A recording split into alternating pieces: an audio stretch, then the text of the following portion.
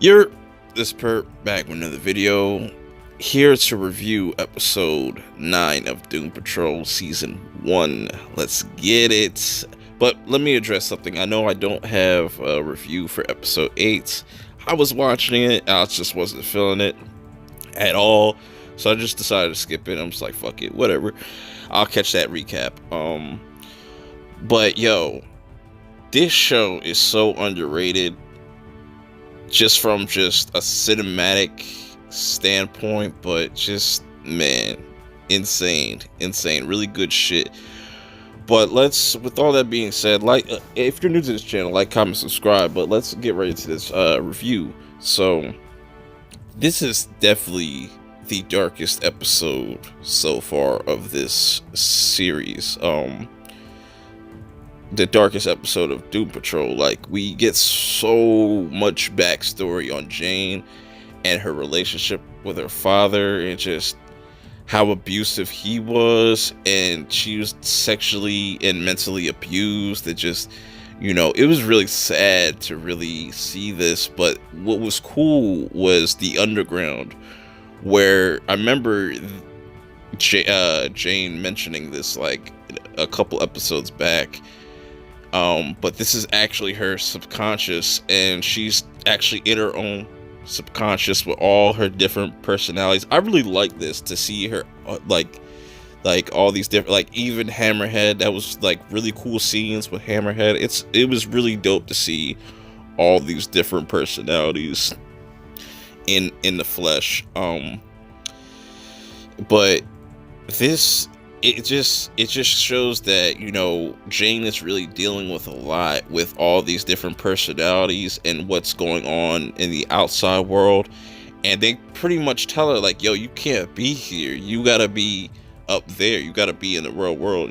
That's the only way that they function. And it's just like, I really like the interactions that she has with her other personalities and whatnot. And let me just say this, man, like, the actress that plays Jane, she does not get enough credit that she deserves, man. She literally blew my mind throughout this whole entire episode. Like, I felt emotional from beginning to end. It was really crazy. So she goes on a journey trying to look for answers, while the Doom Patrol is trying to pretty much find a way to wake up Jane, because she's kind of in like a comatose state, I guess you could call it that, but all her vitals are normal. So the negative spirit gets the idea to link link Cliff's mind with Jane's, and then Cliff ends up in Jane's mind in the underground, which, this is dope because we get to finally see Brendan Fraser in the flesh, no pun intended. This was some of the best, performances by this is one of the best performances by Brendan Fraser, man. Like, to see him and even interacting with some of Jane's personalities, and him even meeting Hammerhead and stuff, that was really cool. I love that. That was really dope. But while that's all going on, Jane's still trying to search through her memories, trying to figure out where she wants, looking for answers, pretty much. That's all she is, really looking for answers. And we got Penny in the back right there. Cliff gets himself in trouble because he's not supposed to be in the underground. So they lock him up. Jane ends up meeting up with the sisters, and the sisters tell her, like, yo, if you want the answers, all your answers will be at this well.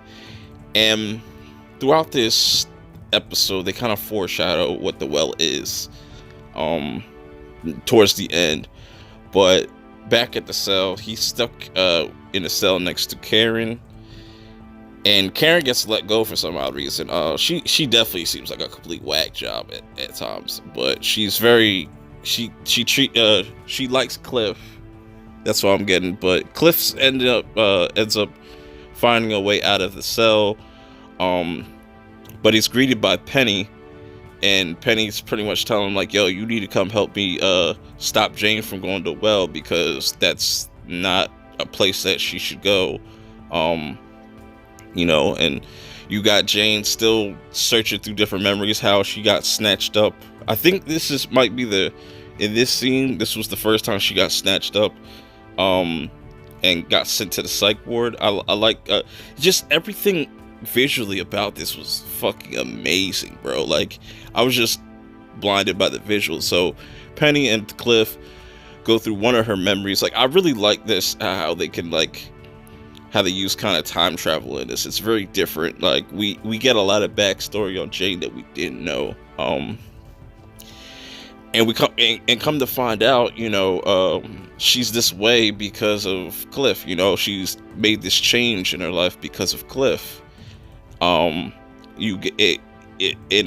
is really telling, because I always said, like, they have this father-daughter relationship that man, I was in my feelings with this episode. It is definitely deep. It definitely hit the emotions and stuff, and it to me, it really was a good episode for Jane and Cliff to really grow as characters.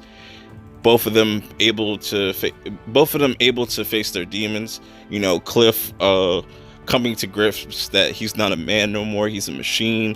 I really loved that. And pretty much the ending was so powerful, man.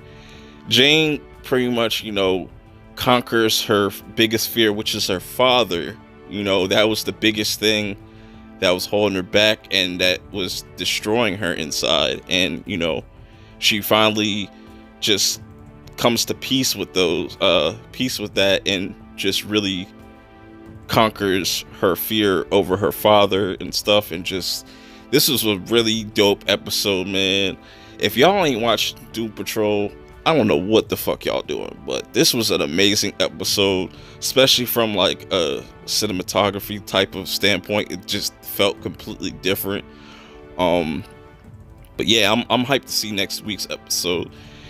Until then, I'll check y'all out later. Peace.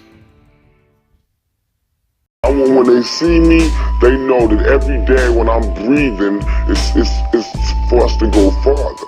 I gotta do more than just the average man would do. I gotta set a mark that can't nobody touch. A place that I won't go, and I feel as though if you got love and you putting out real shit, you can do that. If you kicking that shit from your heart, you can go wherever your heart wants you to go. You have to be diligent about what you want. You have to apply yourself. You have to motivate yourself. And you have to do it for yourself, by yourself. And then you can do things for other people.